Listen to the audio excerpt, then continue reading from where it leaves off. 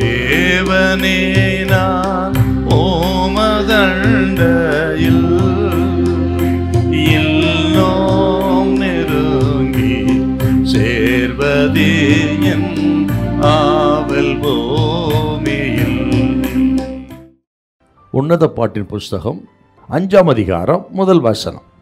என் சகோதரியே, என் மணவாழியே, நான் என் தோட்டத்தில் வந்தேன். என் வெள்ளை போலத்தையும் என் கந்தவர்க்கத்தையும் சேர்த்தேன். என் தேன்கூட்டை என் தேனோடு புசித்தேன். என் திராட்சரசத்தை என் பாலோடும் குடித்தேன். சிநேகிதரே, புசியுங்கள். பிரியமானவர்களே, குடியுங்கள். பூர்த்தியாய் குடியுங்கள். என் சகோதரியே, என் மணவாளியே, நான் என் தோட்டத்தில் வந்தேன் அப்படின்னு சாலமோன் சோலமத்தியை பார்த்து சொல்றது போல் இருக்கிறது. அப்படியானால் ஆண்டவருடைய தோட்டத்தை குறித்து நம்ம இந்த இடத்துல பார்க்கலாம்.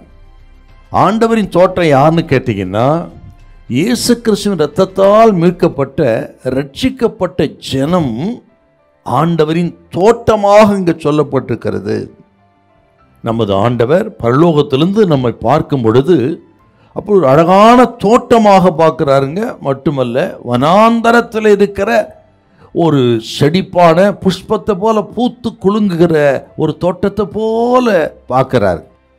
ஆனால் உலகத்தாரை, ரட்சிக்கப்படாத மக்களை உலகத்தாரை பார்க்கும் பொழுது வனாந்தரத்தில் இருக்கிற முள்ளும் குறுக்கை போல பார்க்க, அப்படித்தாங்க உலகத்தையே கர்த்தர் பார்க்கிறார்.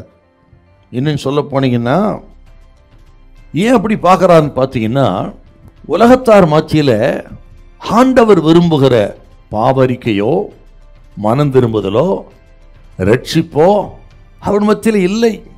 பரிசுத்தம் இல்லை, ஜெபம் இல்லை, கிருபை இல்லை. இப்படி ஆண்டவர் சிநேகிக்கிற ஒன்றும் இடத்துல இல்லை. ஆகவே தான் அவர் முள்ளங்குறுக்கை போல வனாந்தரத்தில் இருக்கிற முள்ளங்குறுக்கு இருக்கிறார்கள். அவர்களை ஆண்டவர் அப்படித்தான் அவர்களை பார்க்கிறார். இதை கேட்கிற கர்த்தர் பிள்ளைகளே, நம்ம யார் இருக்கிறோம், ஆண்டவர் நம்ம எப்படி பார்க்கிறார், நம்மை பார்க்கும்பொழுது கர்த்தர் சந்தோஷப்படுகிறாராங்கிறத கொஞ்சம் யோசிக்கணுங்க. நம்மை பார்க்கும் பொழுது, நம்ம சத்தத்தை கேட்கும் பொழுது, நாம் ஜெபிக்கும் பொழுது நம்மை கண்டு ஆண்டவர் சந்தோஷப்படுங்க. அப்படி சந்தோஷப்படுகிற கர்த்தரின் தோட்டமா நம்ம இருக்கணும். நமது வாழ்க்கை அவருக்கு மகிழ்ச்சியா இருக்கணும். நற்கந்தம் வீசுகிற வாழ்க்கையாய், வாசனைன்னு சொன்ன சாட்சின்னு அர்த்தங்க. நமது வாழ்க்கை சாட்சியுள்ள வாழ்க்கையாய், கர்த்தருக்கு பிரியமான வாழ்க்கையாய், நற்கந்த வீசக்கூடிய வாழ்க்கையாய் இருக்கும் என்று சொன்னால், ஆண்டவர் அன்றைக்கு சாலமோன் தோட்டத்தில் உலாவினவர் நமது வாழ்க்கையில் நம்மோடு கூட திருச்சபை உலாவி நமக்கு சந்தோஷத்தை கொடுப்பார். அவர் நம் தோட்டத்தில் உலாவ கூடி அழகான ஒரு தோட்டமாக இருந்து விட்டார். இந்த உலகத்தில் ஒரு குறைய அப்பா நமக்கு வைக்க மாட்டார். உங்களை ஆசீர்வதிப்பார், குறையில்லாமல் நடத்துவார். உங்களுக்குள்ளே உலாவி நம்மை ஆசீர்வதிக்கிற அற்புத தெய்வம் கர்த்தர் நம்ம கைவிடவே மாட்டார். ஹல்லேலூயா, ஹல்லேலூயா.